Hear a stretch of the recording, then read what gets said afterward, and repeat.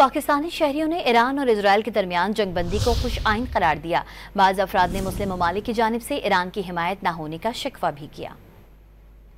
America को उसका इनका अपना वो जोर था जो बदमाशी कर रहा था वो, तो ईरान ने वो अपनी ताकत दिखाई तो बीच में दूसरे लोग भी पड़े, तो अमेरिका ने बोला कि हम भी आपके ऊपर हमला करेंगे।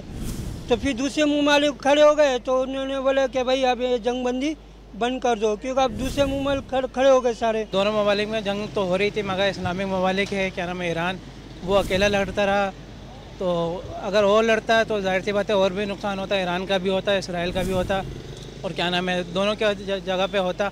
मगर ये लोग तो वो भी इसराइल भी है, मैं भी है, मगर उन्होंने अच्छा नहीं करा कि फ़लस्तीन पे इतने हमले करे।